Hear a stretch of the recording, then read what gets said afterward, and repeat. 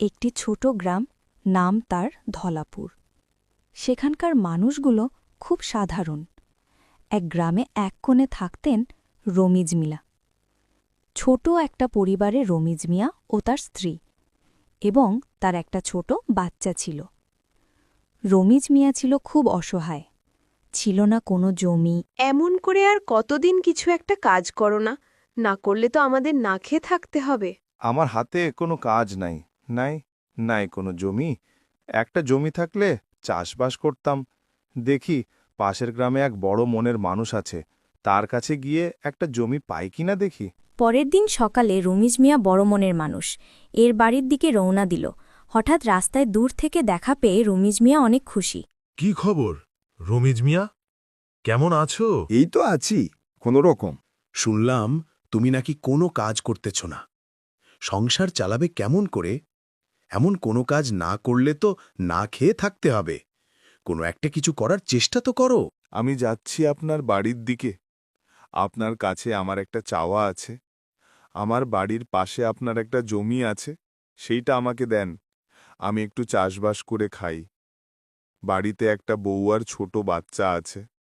অনেক দিন হলো বাড়িতে ভালো মন্দ কিছু খেতে পারতেছি না। আচ্ছা যাও, এইটাতে তুমি চাষবাস করে খাও।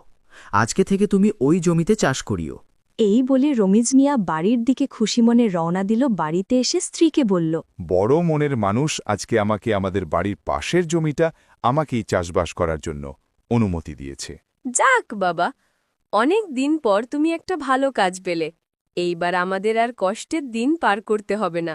কালকে সকাল সকাল আমাকে ডেকে দিবা, জমিতে যেতে হবে। অনেক দিন পর আমাদের সুখ শান্তি ফিরে আসতে পারে যদি চাষ করে ভালো ফসল পায়।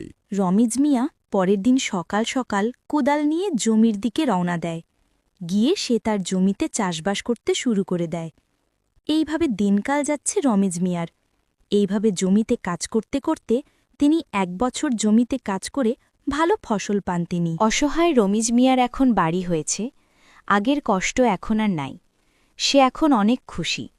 রাস্তা দিয়ে হেঁটে যাওয়ার সময় পাশের গ্রামের বড় মনের মানুষটাকে দেখতে পায়। কেমন আছেন আপনি? আজকে হঠাৎ আপনি এই গ্রামে? আছি ভালো রমিজ মিয়া, তুমি তো দেখছি অনেক খুশি। আগের কষ্ট তো এখন আর নাই।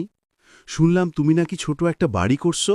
হে, ছোট একটা বাড়ি করলাম, সব তো আপনার জন্য হয়েছে।